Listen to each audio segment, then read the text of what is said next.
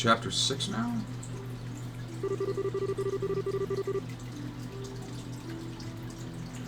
You've reached Emerald City Church. How can I help you? Oh, is that you, Kevin? I didn't think you'd be there already, so I was just going to leave a message with the priest. Oh. Hi, Rufina. Yeah, I got here late this morning. How about you? When did you think you'll be getting here? I'm going to be a little late, I'm afraid. There's been an accident, so the train's been delayed. I probably won't be getting there until this evening. Gotcha. I'll wait here until you arrive. I think Reese and the kids would get all bent out of shape if you showed up without you. If I showed up without you. Oh, please. I'm sure you're just exaggerating. Although, speaking of Reese, I hope you've been thinking about how you're going to cheer her up. I've got it all planned out. I've been stocking up on souvenirs from every mission I've been going on. Should be enough to snap her out of her funk. I wouldn't be so sure if I were you. Girls her age are more complex than you think. Yeah? I guess she's not really a kid anymore now that she's 13, but still. Actually, that's about how old you were when we first met. Did you already call in? Yes.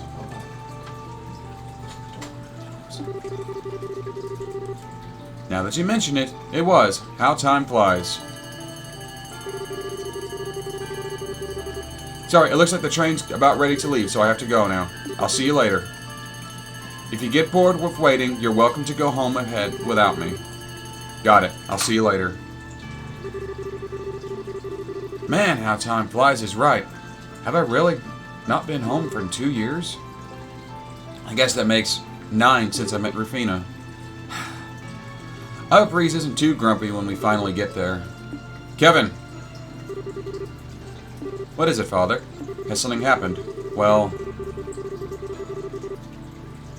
I've just received word that someone has spotted a group of men dressed in all black at the edge of town. What's worse is that they were supposedly heading for the mountain path. You don't think? If they were, Astor House must be their target. Do you have any idea what they could be after? I wish I did. I doubt it's anything to do with the Gralsenritter, at least. I think I should go and check it out. Please do. Oh, and do you know when Rufina is going to be arriving? This evening, by the sounds of it. She said her train's been delayed. When she arrives, can you let her know what happened?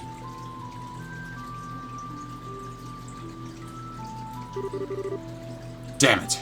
Jaegers. Seems like there's anywhere between 5 and 10 of them. But what could they be? What could they want with a gospel facility to begin with? The longer they're allowed to be in there, the more danger those kids are in. I'm gonna have to try and handle this alone. It's time to put my combat skills to good use.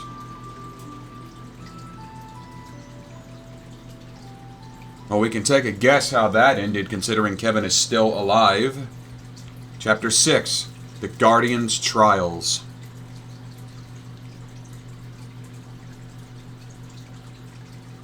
Okay, that's fine. Tastes like a freaking drink mix. Welcome back to Trails in the Sky 3. I'm the TheDarkSeraph. Last time, we completed Chapter 5, and we have found the ghost of Celeste D. Oslees and freed her from the Sealing Stone. Wasn't that the name we saw in the data crystals? That's right. According to those, she was the de facto leader of the group of ancients who sealed away the Oriel. She was also the founder of Liberal's current royal family. I'm glad to see the information I left behind ended up proving useful. It really did. So then you're the founder of Liberal's royal family. Not technically. I am not the real Celeste D. Oslees. Think of me as something as a shadow. Or a partial copy of her personality created within in order to influence Phantasma from within. How can you only be a partial copy? The truth behind you is apparently more complicated than we thought. You don't appear to be a spirit of some kind, though. I see that now. That is correct.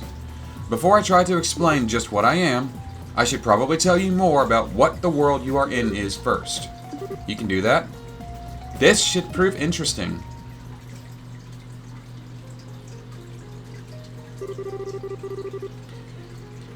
You are aware the land in which you stand is called Phantasma.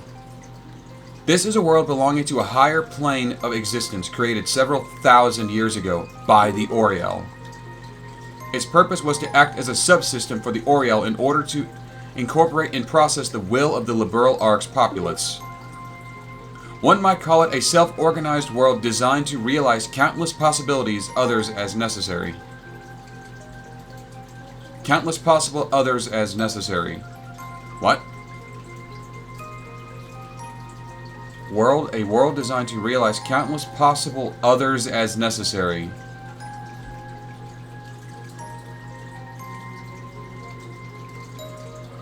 That doesn't make sense. I think that's a translation error. A self-organized world designed to realize countless possible others as necessary. I don't understand what they're trying to say there. Pardon?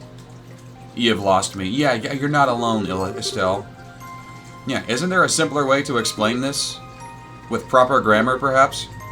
Well, while not technically correct, perhaps you could think of it this way. Phantasma is like a fictionist realm created by the Oriel in order to fulfill humanity's every wish and desire. That's better. What exactly qualifies Phantasma as fictitious? I can't help but think it's far too real to be land and pure fantasy. While I say fictitious, I don't mean to suggest that the Phantasma is a complete lie. It's more like a shadowgraph or kaleidoscope. It has its own laws it can change to reflect countless possible different possibilities.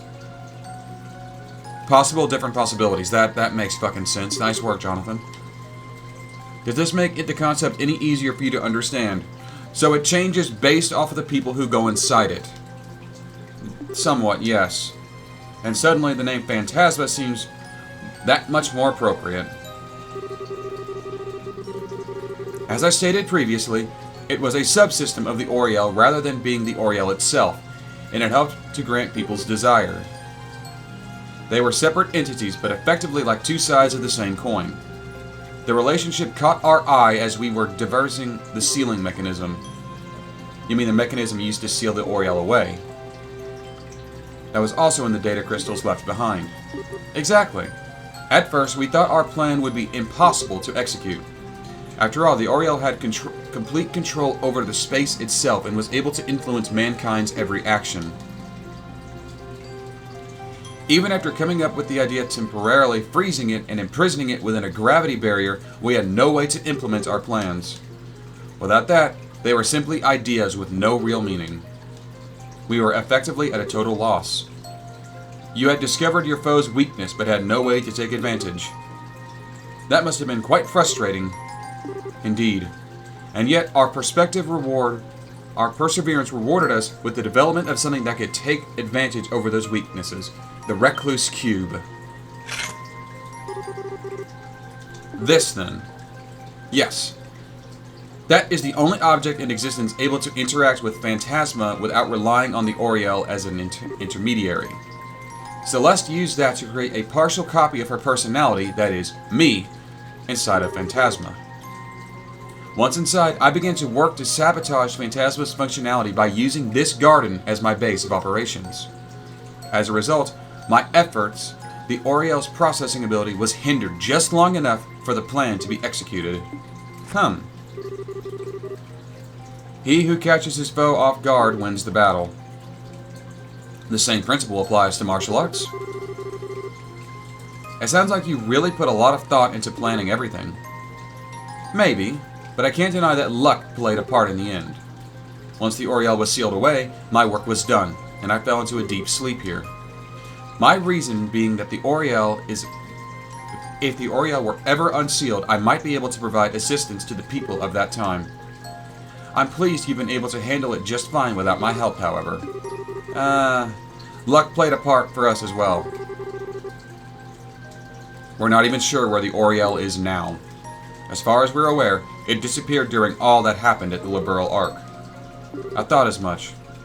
I was able to confirm the Oriel's disappearance from within Phantasma, too. When I did so, I thought my purpose for existing was finally over.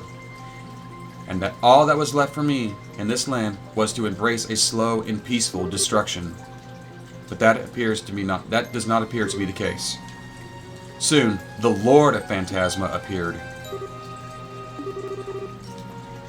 So that's when it happened. Quite a recent development, I see. The Lord of Phantasma appeared out of nowhere, stealing all of my power before I was even aware of what happened. After doing so, they began to remake Phantasma in accordance to their own design. Both this world's current structure and the planes that they make up were all created by the Phantasma's creations. Looks like your theory was correct, Ren. Still, that makes it sound like, yeah. You don't know who the masked bastard is, do you? I'm afraid not. Their every action thus far has been a mystery. Ordinarily, they should not have been able to gain access to this world in the first place. And I'm afraid I have no idea what they're even trying to achieve by bringing all of you in here. That's a shame. Yeah, that's the part we all want to know most of all. I only wish I could be of more assistance. The only thing I can say about them is that I suspect the Lord of Phantasma is currently in the 7th plane. There's a 7th. What makes you say that? That was the first plane they created after appearing in this world. Just what kind of plane that plane is, I do not know. But I can sense dark, inhuman thoughts from there. And they're spreading out across the whole of Phantasma. That doesn't sound good. Then we'll be seeing them after the next one. Yeah. We just finished the 5th when we came back here. Presuming they're waiting for us in the 7th, the time to fight them head on may not be that far off. I was getting tired of waiting. As was I. It seems in the end we'd finally be in sight. Now, if only we had some sort of inkling as to what the Lord of Phantasma is trying to achieve. Actually, I just might. Kevin, I see you're up and moving around.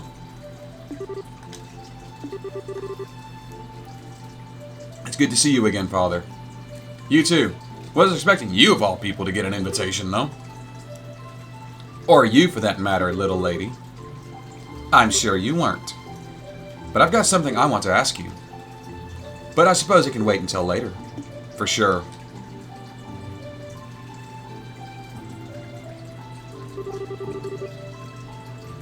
Are you sure you're feeling alright?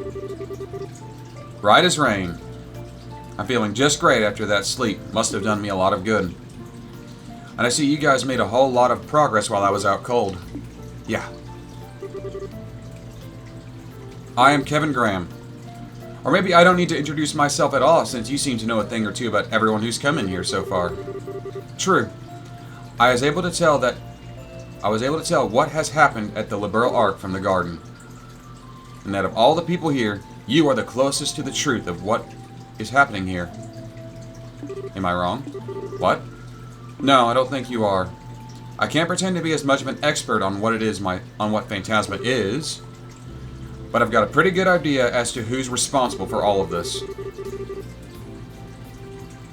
I can only think of one person twisted enough to put all of this in, to put us through all we've been through. Someone you know? You could say that. The short version is, they're a real piece of work. A cunning, arrogant, cold-hearted son of a bitch who doesn't even see people as people. That about sums up who we're dealing with. Sounds like an awful guy. And who, may I ask, is that you're talking about? Yeah, I want to know myself. You're being vague about that. Would you be willing to wait just a bit longer for the answer to that one? I'm pretty sure I'm right, but I'm still missing one last thing to be completely certain. And I think we'll find out just what that is on the 6th plane. And here I thought we were finally going to get our answer. Is there a reason you can't share your theory? I realize I'm asking a lot after we've come so far, but I promise that as soon as I know for sure, I'll talk. I swear on the goddess's name and on the church's emblem. Well, I don't have a reason to say no. Likewise. It's not often you ask for favors, so I'll let it slide. No problem.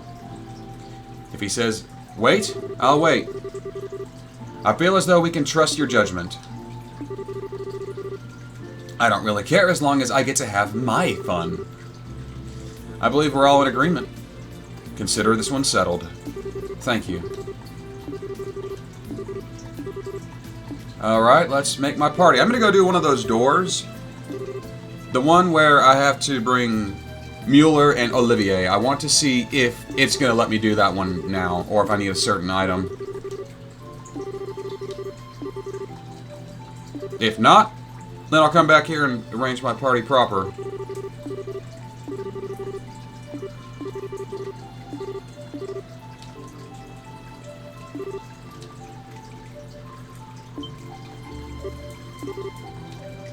You really know how to hit a guy where it hurts. Will you promise? I promise. I swear on her name.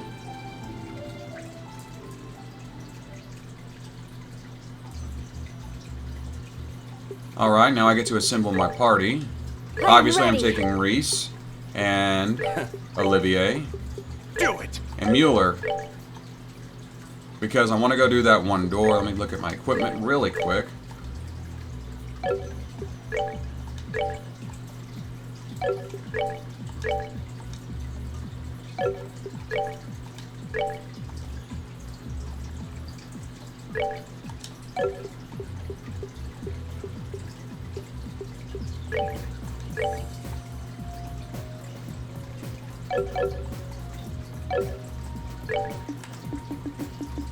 It was,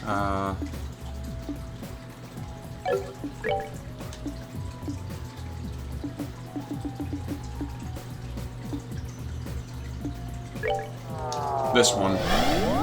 The playful minstrel and his closest ally, which would be Mueller and Olivert. Bring to me the playful minstrel and his closest ally against the beast they seek to overcome. Here we go. It is Mueller and Olivert.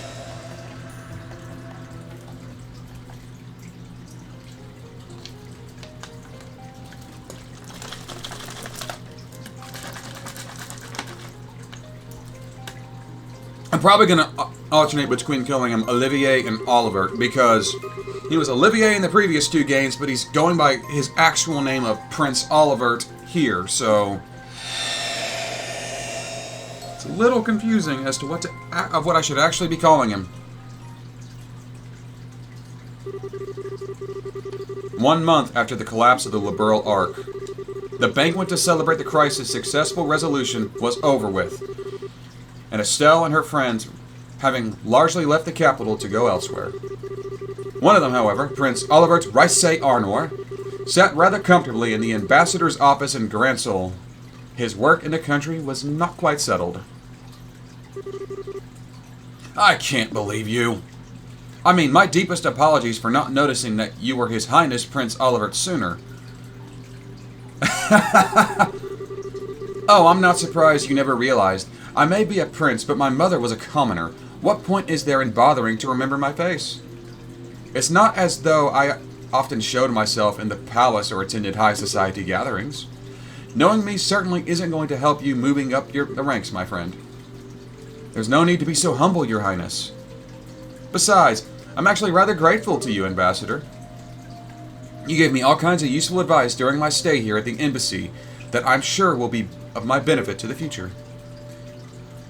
Well-meant words such as, act like a man of the Empire for once in your life, and stop idling here, go home, and try doing some damn work.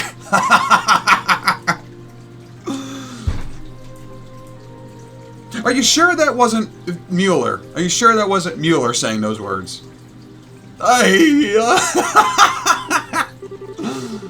Your Highness, Your Highness, I think you've tormented him enough for one day.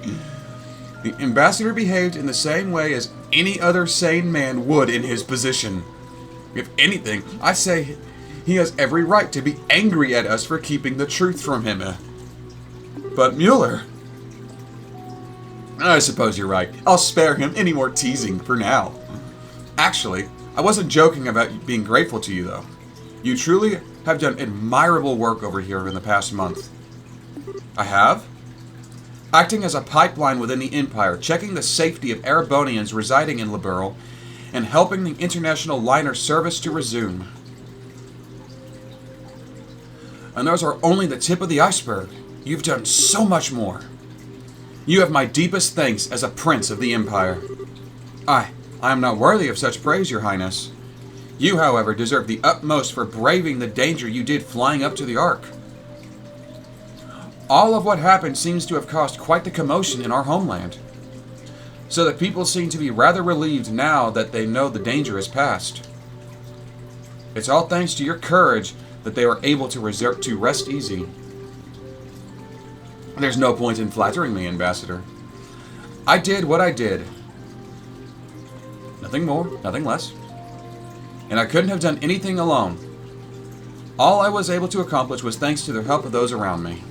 I'm fairly removed from the stereotype of Erebonians as stern, strong, self-sufficient, if I do say so myself. As rude as it may be to agree, perhaps you're correct. And yet I believe your willingness to be flexible most definitely helped rather than hindered you. I believe you are exactly what the Empire is going to need in the future. Regardless of how I feel about His Excellency, the Chancellor's approach. Ambassador. Excuse me for that, my allergies are acting up. And again, you are noble. Does that lead you to oppose his reformist policies? I may be a noble on paper, but I'm only a baron. All in all, I generally fall in favor of his reformist policies. Be that as it may, while this may just be the result of being in Liberl for as long and being influenced by the ways of its people, I do sometimes find myself becoming frightened by his hardline approach. I can't help but wonder exactly what direction he's trying to take our old nation. Interesting. Your Highness. I was just thinking that I'm quite glad to have taken the chance to engage in such fruitful talk with you. I pray you will continue doing all you can to ensure the peace of Liberl and its surrounding nations. Preferably in cooperation with Ambassador Crochane? Yes, let's not forget about her, I suppose. Still, it's true that since the Non-Aggression Pact was signed, there's been some progress with regards to the Crossbell problem, and given that it was Liberl who proposed said pact, that makes my role in the future negotiations very important indeed. I presume that is what you are trying to say. You're a sharp one, my good man. Now, I can return to the capital with my mind at ease. Leave everything here to me. I'll be looking forward to hearing what you achieve back home.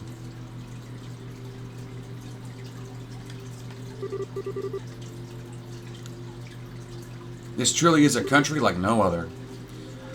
I never thought the day would come when I would hear things like that from a noble of the Empire. Indeed, he's apparently somewhat less of an obstinate man as I thought he was. Perhaps this nation's very air has the power to genuinely change people. From what I've seen of him, he takes his job seriously and he's grateful to those who give him aid. I mean, he presented Estelle with a prestigious medal for retrieving his emblem.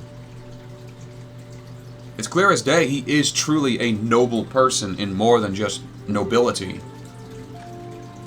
It seems to have had an effect on you as well. I feel like I'm seeing a lot more smiles from you these days. I'm loath to admit it, but that may well be the truth. I still find myself wishing that you would learn from Liberlian's dignity and sense of restraint, however. Two qualities you don't particularly possess in any measure. In fact, you have far too much of their opposites. You say that, but those qualities are the only weapon that I have. I do not have much that will allow me to compete against the Chancellor. I need to use what little happens to be tucked in my corner as best I can. Have there been any changes to our plans? None. 3 days ago, the Chancellor left the capital on a tour of Eastern Erebonia. Tomorrow, you will be returning there abroad aboard the Aracel while he's still out in the east. All those who need to be made aware of our return have been given proper notice. Your arrival in Erebonia will make a real impact, of that I am certain. What potential obstructions to the plan are there at present? Nothing major. There have been some movements in the Intelligence Division's 4th Subdivision, but not much. There's a chance that everyone is being cautious. But I'd put greater odds at the idea that everyone is just treating this like a pompous performance by you and not taking it seriously. Well, they'd have a right to. I've no choice but to start here, even if it means I have to use Liberal. And if I'm going to put on a show, why not put on the finest one the skies have ever seen? I suppose I can't argue. I'm sorry to trouble you at this late hour, Your Highness. A message has arrived from you from Heimdall. Come on in. Pardon me. Lecter? I was wondering where you'd been. Haven't seen you all day. I've been exceptionally busy with work since this morning. I'd hoped to be able to come and see you earlier since you will be leaving tomorrow. I'm terribly sorry for not being able to. Oh, never mind that. If that work of yours is done, we three could always enjoy some sensual quality time together. So what was the message from the capital? They've acknowledged receipt of His Highness's message. However, they didn't anticipate that you may be able to arrive all the way from Grantsel in less than half a day. As such, they're currently in a minor panic trying to ensure everything's ready for tomorrow's ceremony. That doesn't come as much surprise. There's nothing like the Aracel when it comes to speed. How cruel you both are for so defertly ignoring my proposal. Although it sounds like as though the stage will be set in time. Now, I need to decide on an outfit that will leave everyone's jaws on the floor to sweeten my arrival. Perhaps a glistening coat with white loincloth will do the trick.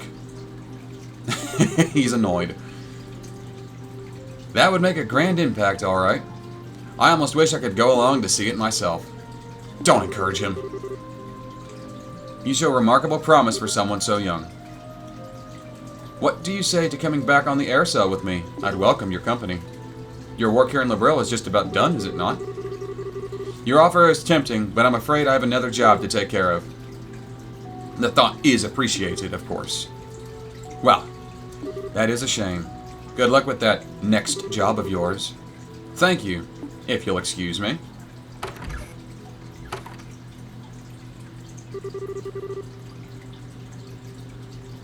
That is Secretary Lecter Arundel. It's safe to assume he's one of the Chancellors. Almost definitely, yes. He came through Hackengate on foot and took up his new position at the embassy a month ago. And right around the same time, we headed to the Liberal Ark aboard the Aracel. There's no way that could be a coincidence. Couldn't. The most likely possibility seems to be that he's part of the Intelligence Division. Are you sure not doing anything regarding him at this time is a good idea? Absolutely. We need some way to find out what the Chancellor was up to. We'll probably get some kind of reaction from the Chancellor through his reports at some point. Probably in about a week or two. You plan that far ahead. In that case, I'm sure I'll be ready. I'm counting on you, love. Oh, something the matter? Not really. It's just that the moon has not come out. The moon has come out. And what a beautiful full moon it is.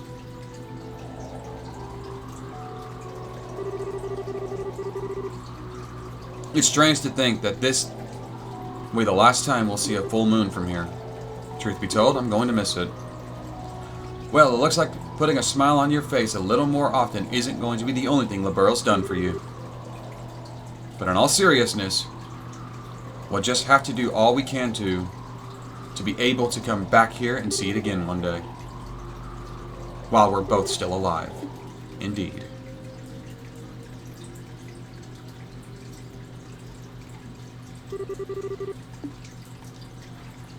This one's still going.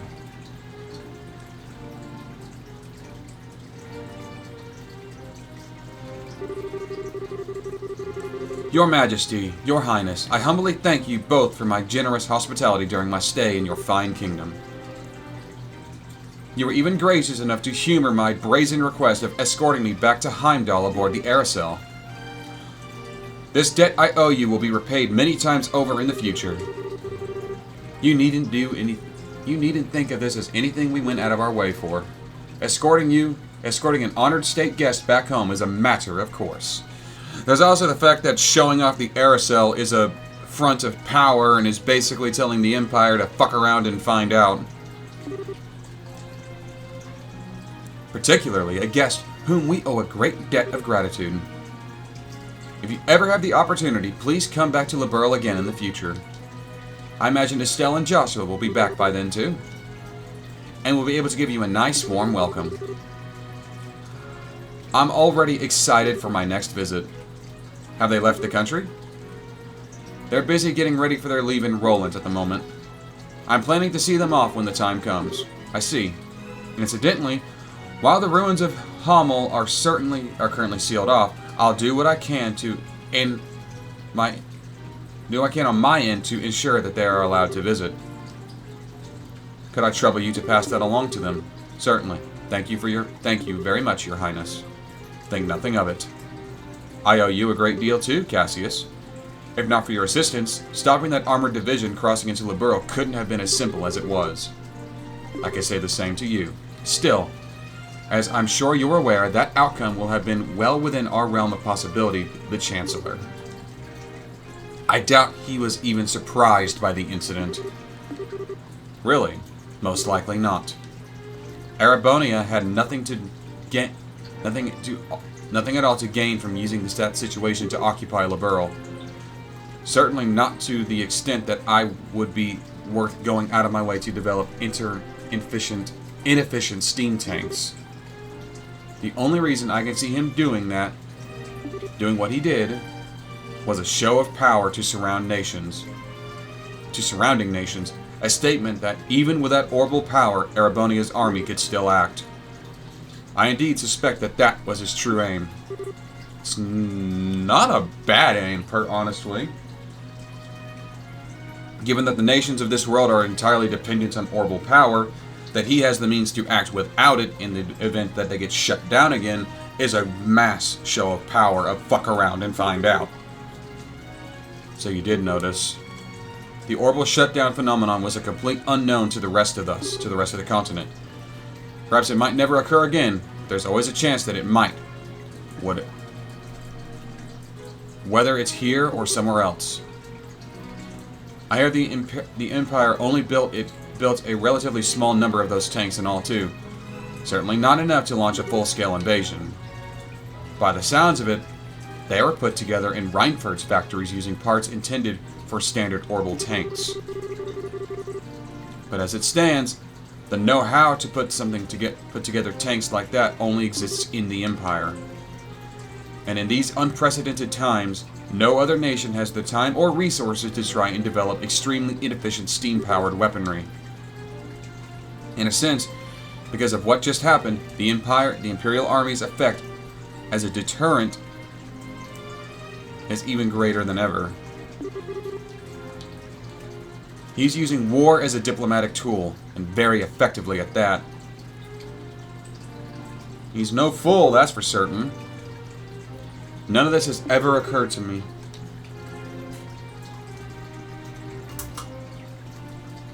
I have a long way to go before I'm fit to be the ruler of this country. Don't beat yourself up about it. He's no ordinary foe. The Chancellor always seems to be thinking several steps ahead of the rest of the world. It's impressive no matter what we may think of his actual ideas. I'm quite the reckless fool to be trying to challenge him, if I dare say so myself. Don't be silly. How you can say that with a smile on your face is utterly beyond me. You should focus on building yourself a strong foothold to begin with. I do hope you'll be careful. No matter what may occur, Be sure not to lose sight of exactly where you stand. Of course. If I were to go and bring shame upon myself now, I'd be wasting all of the effort involved in escorting me back home. I'll be sure to take whatever you said to heart. Excuse me, Your Majesty. I'm guessing that's Julia. No, that's Hilda. What's the matter? It's not often I see you so flustered. My apologies, Your Majesty. It's just that a guest for you has arrived all of a sudden at the castle. Ordinarily, I would not have rushed in while you were meeting with others, but the visitor is so irregular that I thought you should know at once. It's about time I take my leave then. Actually, the visitor said he would like to greet you as well, and not just Her Majesty. What? Just who is this visitor? Well, he introduced himself as Chancellor Gileath Osborne of the Empire. He is certainly one bold son of a bitch. Chancellor Gileath Osborne. It is an honor to be granted a personal audience. I am Gileath Osborne, representative of the Imperial Government. My apologies for an abrupt intrusion. So you are Chancellor Osborne. It's a pleasure to see you again as well, Your Highness. It's been a year since we last met, has it not? I hope these passing months have seen you well. Yes, a year of it sounds about right. Still, well, I hope you'll forgive me for asking, just what did prompt someone of your stature to appear at the castle without warning? I'd very much like to hear your side of the story. My apologies, Your Highness. You see, these past few days I've been touring Eastern Erebonia on routine inspections. It's been going very smoothly, more so than I had initially anticipated. I had enough free time to schedule in my schedule to pay a cordial visit. Is that so? Naturally, I would have preferred to come here while the crisis was still unfolding like you yourself did. Unfortunately, the confusion in the southern Erebonia was simply too pressing of a matter, and I had no choice but to deal with that first. This was the first chance that presented itself to come here and meet directly with Her Majesty, so I acted with the utmost importance. I hope you'll forgive my lack of proper decorum in failing to give advance. That does make sense, at least. Regardless, please don't concern yourself with me. No doubt you wish to offer your greetings to Her Majesty. My thanks, Your Highness. Well then, allow me to extend the most heartfelt greetings to both of you, Queen Alicia and Princess Claudia. It's abruptly clear that the crisis that unfolded here has been quite the ordeal for yourselves and for your nation's people. You have my deepest sympathies for the hardships that you have endured, as well as my commendation for bringing the situation, my commendment for bringing the situation under control. Yeah, commendation is kind of a hard word to say sometimes. I thank you for your kind words, Your Excellency. If anything, we should be apologizing to you for the fact that the southern side of your nation was caught up in what should have been our problem. We should be the ones going to you rather than having you trouble yourself to come all the way to Liberl. I beg you to accept our apologies together with my deepest thanks for coming here today. I would never ask for apologies.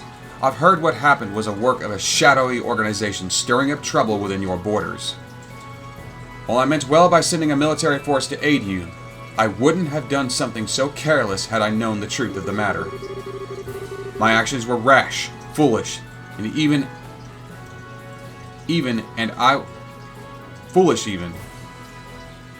and I was rightfully reprimanded by His Imperial Majesty. Oh my.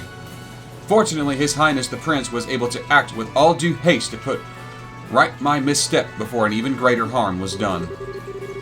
I owe you a great debt of gratitude for that, Your Highness. And congratulations, besides, for your part in the bringing an end to the crisis. Oh, I did nothing out of the ordinary. I had a lot of help from Her Majesty, Her Highness, and Brigadier General Bright. Bright, you say? It's a pleasure to meet you, Your Excellency. I am Cassius Bright, a Brigadier General in the Liberlian Royal Army. The pleasure is all mine. Your name is rather well known in the Empire. Not as much as yours is known here in Liberl, I would imagine. It's an honor to be able to speak to you in person. It's certainly a surprise to be able to, though coming here on a whim can't have been easy for a man as busy as yourself. It sounds as though I may have underestimated just how capable you truly are. Not at all. I was gratefully impressed to see the Royal Army's effectiveness in dealing with the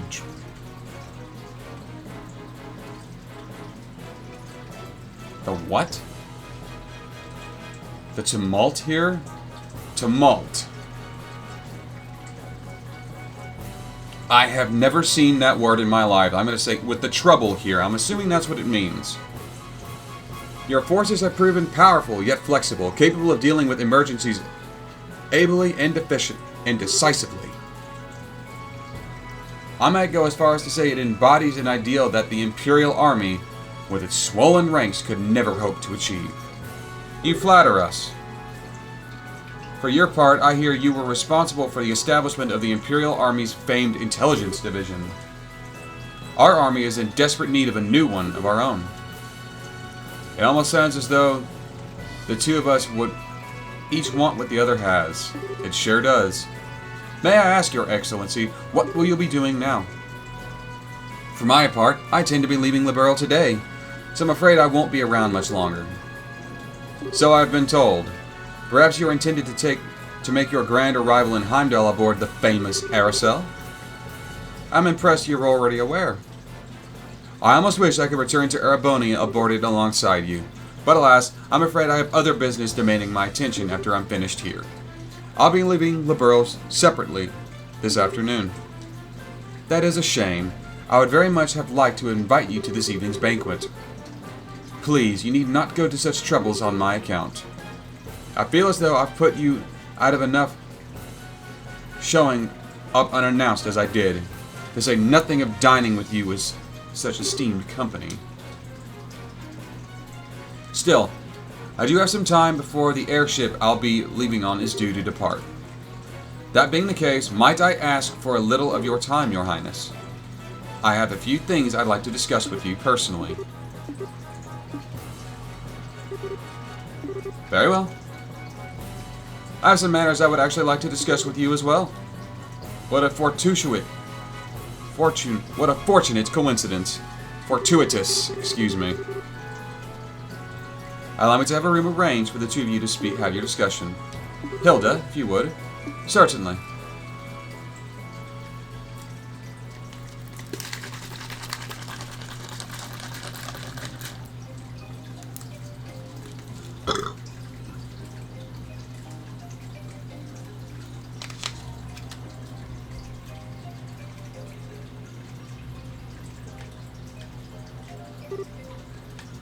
Ah. It's obvious that Her Majesty is quite the tea fancier, if discipline is anything to go by. The fragrance, the temperature, the taste. I'd be hard-pressed to find fault with any of it. I've always been more of a coffee man myself, but I have no doubt that I'll be content with a cup of this at my desk each morning. As much as I agree with you, I don't believe there will be here talk about such beverages.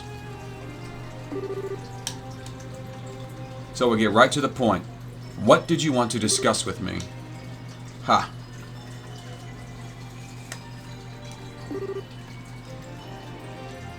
I see your sojourn in Liberl has proven most fruitful. Is that sojourn and sojourn? Again, that's another one I have to put on screen. That's not a word I'm familiar with. I like it when games use weird, obscure words most people aren't familiar with. Pardon? When we last spoke, you struck me as a bright, flexible young man. And no doubt you still are, but now, I see in your resilient inner strength grinding those aspects. I'm sure His Majesty will be most delighted with your personal development. Meanwhile, I see you're still the same fearless man I've always known you to be. More so even, that crushing aura about you seems to have only grown. It's as if you feed on the resentment of those who live in the territories you annex. Such harsh words, Your Highness. Personally, I prefer the term political unification. Annex can carry such a negative connotations, as you know. Since the end of the Hundred's Day War, our army hasn't committed a single act of aggression. All our unifications have been entirely peaceful. You're quite right about that. On the surface. Oh. It's amazing how similar the annexation process is in every single time it happens. It starts with a small nation or independent state with an array of problems. Those problems start to worsen,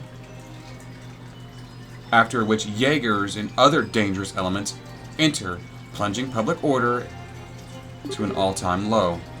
Desperate for a solution, the local government requests the help of the Imperial Army. Before they know it, they are part of the Empire. Well, it's not as though I can deny what you're saying. Each instance does share commonalities. Still, it's to be expected, an inevitable consequence of age of unchecked growth and progress in which we live. The Imperial Army is simply acting as the Empire's best interest, helping to stabilize our neighbors for the good of the Empire. And it's understandable that they would. I do find myself rather curious why Intelligence Division members are going to such nations with such peculiar frequency. Well before the problems I described worsened, no less. I won't press as to where you came by such information, as curious as I am. But I will say this. At its most basic level, these actions are the risk management. It's because we've been acting to minimize risks beforehand that the Army has been able to successfully quell each problem in turn. With the small price of earning disdain of the people in those nations and an increased risk of terrorism in exchange. To tell you the truth, I'm rather astounded that you had the courage to come here to Liberl all on your own to begin with. After all, you've made yourself the biggest target for terrorists in all of Erebonia. Your concern is touching. I would ask that you not trouble yourself with my safety. I employ some very skilled subordinates tasked primarily with eliminating the risk of terrorists' acts against me. How? That Lecter is one of them, I assume. A rather peculiar fellow, isn't he? But a rather useful one all the same. Working out scheduling for this trip and taking all the necessary precautions to ward off terrorist threats for both his doing. And thanks to his commendable efforts, I can depart for Crossbell free from worries as soon as I'm finished with my business here. Crossbell?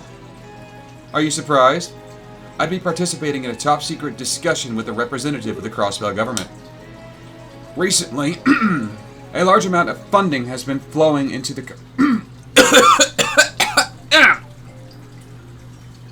Take a breath, dumbass!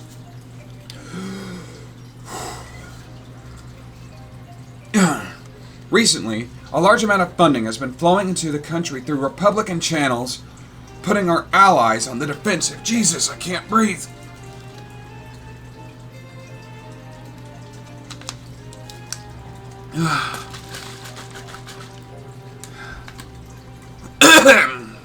Fuck. I'd always meant to visit at some point, and this seemed the perfect opportunity. Are you out of your mind? Crossbell is full of enemies from different factions at each other's throats.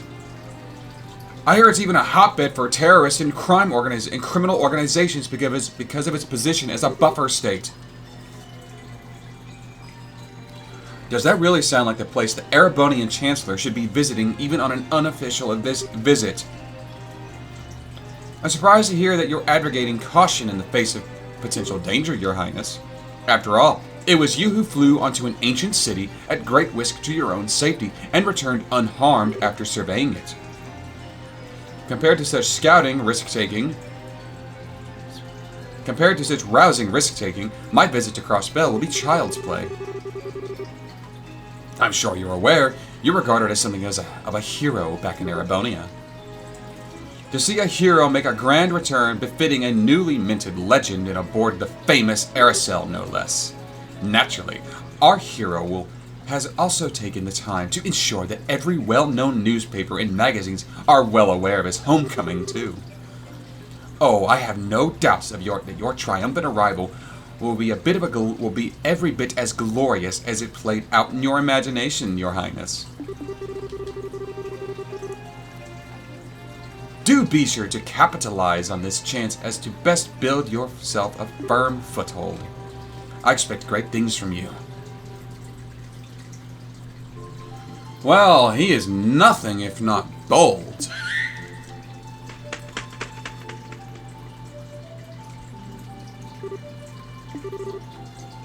Hey, buddy. You haven't changed a bit. Sounds like a ton's happened. But it's nice to see you and your master are doing well. Lecter. And speak of the devil, she will arrive. Good day to you, Your Highness. I pray I'm not causing any trouble by taking a tour of your castle. The view from this terrace is certainly beautiful. What happened to you, Lecter? How did you end up working for Chancellor Osborne? I'm sorry, I haven't the faintest idea what you mean. Are you perchance mistaking me for someone else? Your name is Lecter Arundel. You were the student council president at Genis Royal Academy, which you attended before leaving suddenly 2 years ago. So no, I am not mistaking you for someone else. Ah, but that's where you're wrong, because my name is actually Lecterandel. Lecterandel. I can certainly see how you have those names mixed up. They are scarily close. Still, now you know, please just call me Lek. Don't try and joke around with me, Lecter. Do you have any idea how worried all of us were when you suddenly just disappeared without a word? You submitted your notice to leave the academy, and then you were never seen again. Even the otherwise calm Leo let out a cry of anger when he found out. And all Lucy could do was give a sad smile and say, "This is just like him," the whole time, with tears in her eyes. Jill and Hans were heartbroken, and so was I. And yet, after all this time, you finally show yourself, knowing full well that I'm here, and this is how you act, by pretending you're someone else. Lecter! I'm sorry, no. No need for the scary glare. You're still taking things way too seriously. Looks like it'll take more than stepping up as the crown princess to change that part of you. Oh. But you know, seeing you makes me kind of relieved. I always figured if someone like you became a crown princess, you'd have virtually no freedom to do anything other than work. From all that's reached my ears, it sounds like you are actually doing alright for yourself. You even made some great friends after I left the academy. I sure did.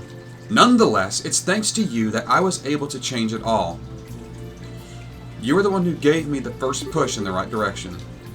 I never got the chance to thank you.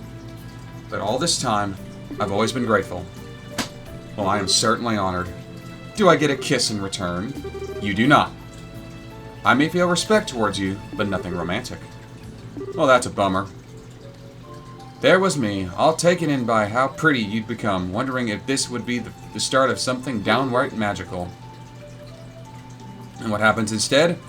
My dreams of romance and sweet smooches are crushed to nothing before they can even begin. I know you didn't mean a word of that. You're looking very sharp for yourself.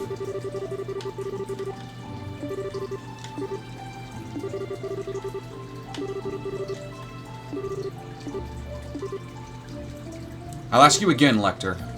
How did you end up working for Osborne? Just what happened to you between your submitting your notice to leave the academy and now?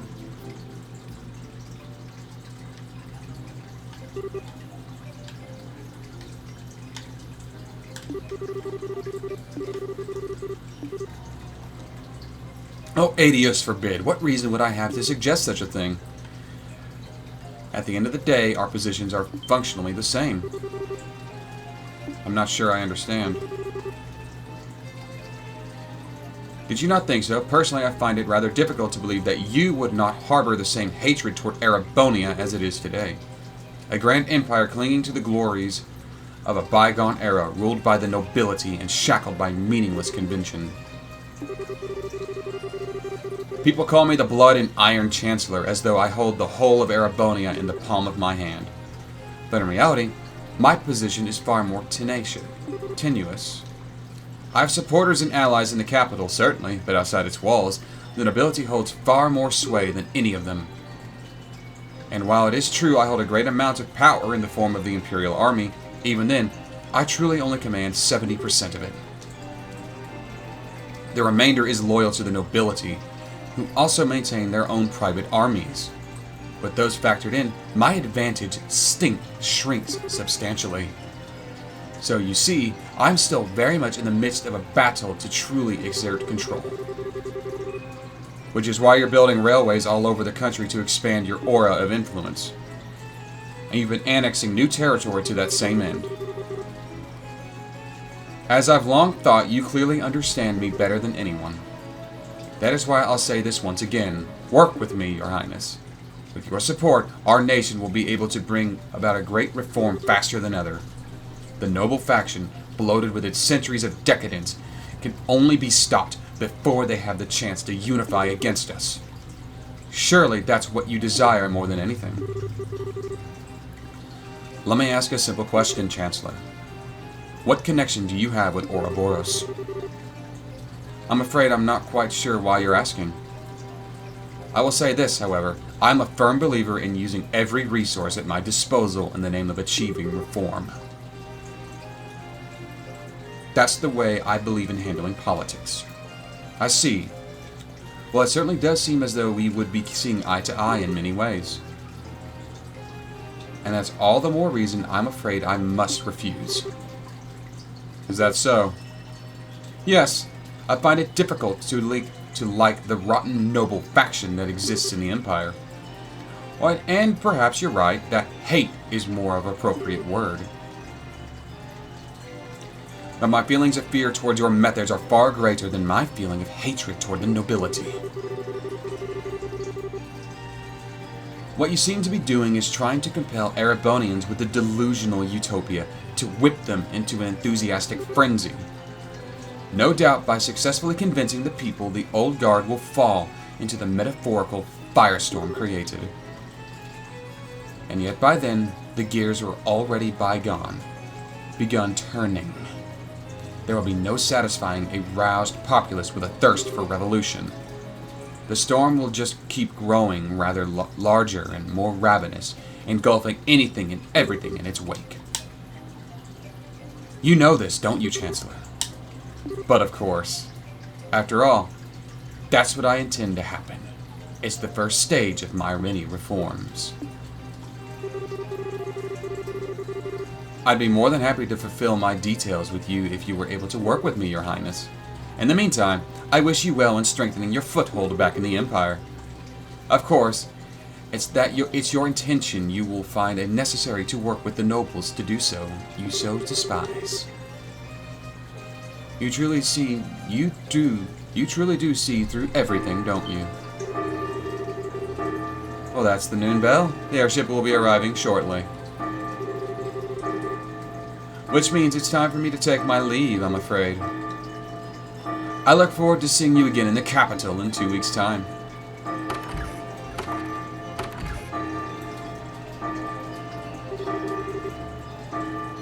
I take it the discussion is over? What's wrong? You look tired. Nothing. I'm just feeling awed anew at what a monster I decided to pick a fight with.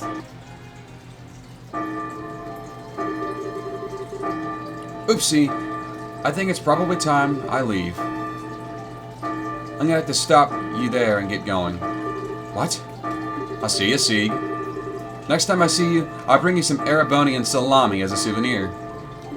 Wait! Are you planning just to disappear without telling me anything a second time? Got an important question for you. Did you fall in love with someone while I was away? Hit the nail on the head. That's so cute. How's that feel? Heart all aflutter 1 minute, end of the world the next. Don't you dare start teasing me. But you're right, though. I did. He rejected me in this very spot not that long ago. Wait, you're joking, right? That's a coincidence I didn't see coming. Oh, I'm not sure about that. It feels like you know everything sometimes. I'm not some kind of all-knowing, all-seeing divinity. That's what makes the world so interesting to me.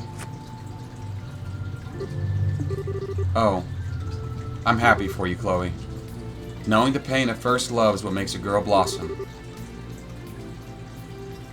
Do you feel like the whole experience let you get a step closer to the person you want to be with? Well, what about you?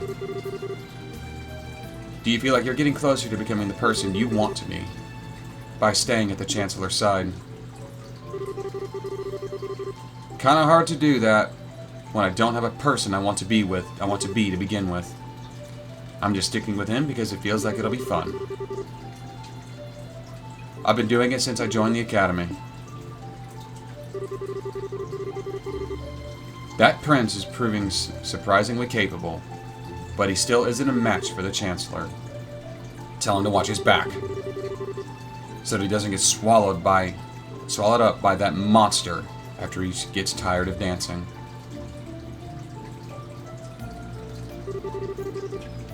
Goodbye, Lecter.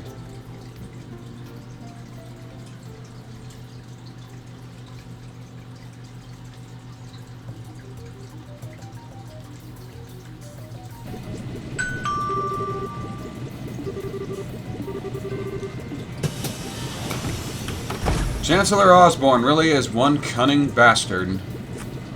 A right bold son of a bitch.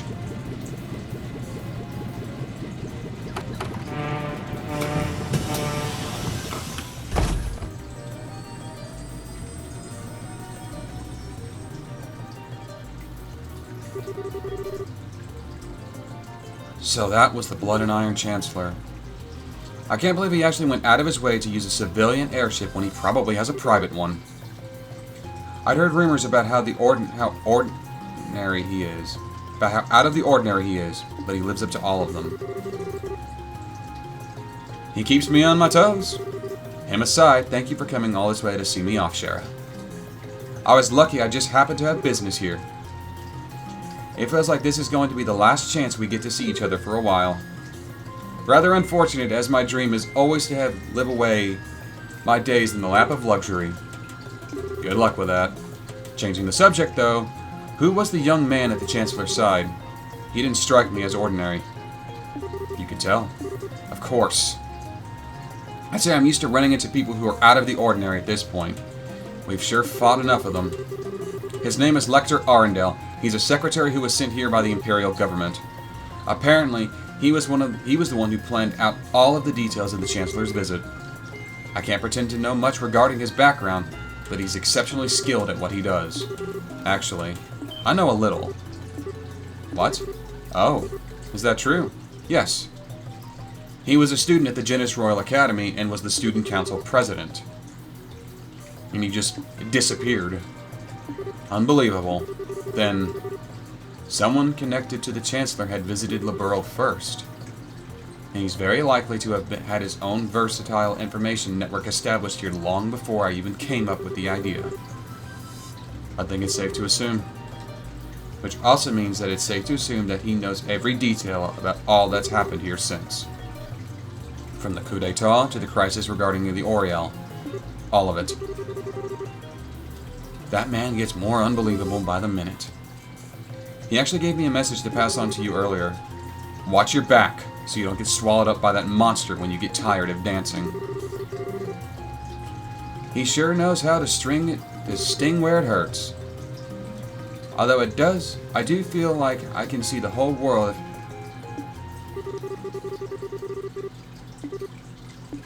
What do you mean? Captain Schwartz? I have a little favor I'd like to ask when we're up in the air.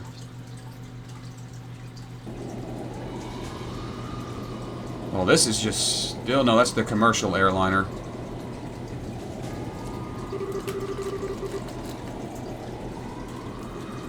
I'm rather impressed with how the Prince Oliver has come along. Excuse me a minute.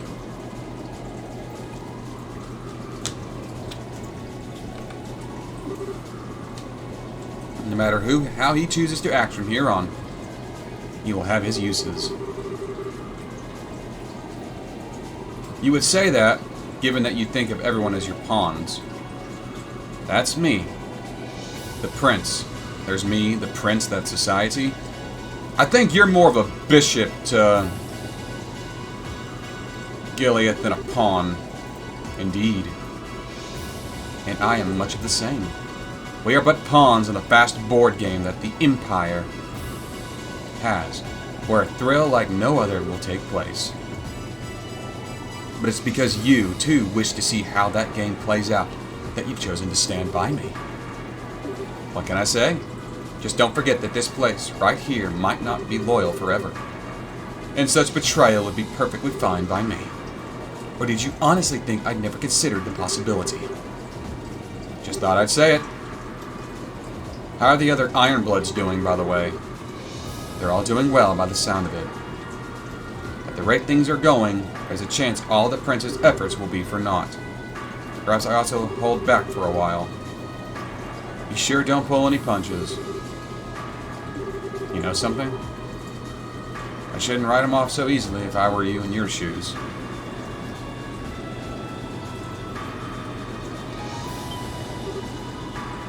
What?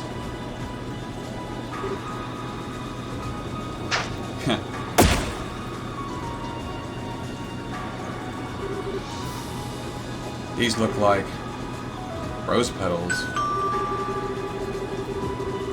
If you look out the windows at the right hand of the side of the airship, you'll be able to see the famous high-speed cruiser, the Aerosol. Huh.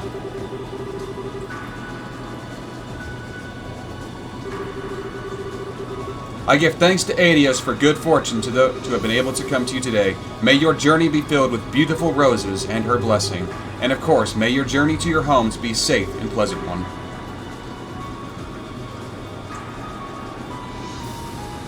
That was a threat.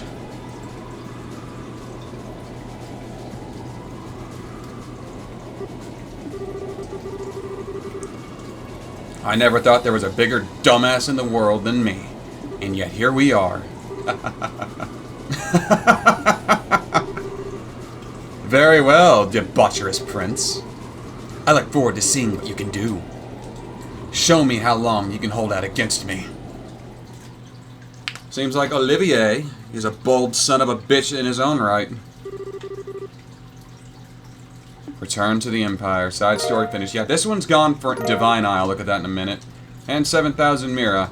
But this one's been going on for an hour, so I should probably end the episode here. Thank you all for watching. Let me look at that orbment, though.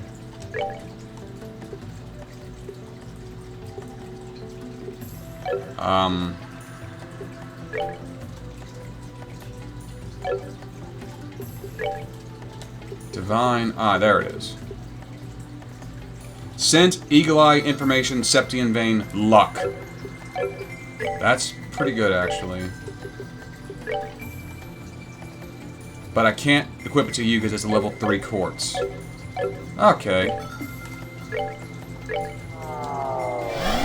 I don't really want to use Olivier and Mueller right now, so we're going to rearrange the party, and next time we'll progress the story. I'm the TheDarkSeraph, signing off.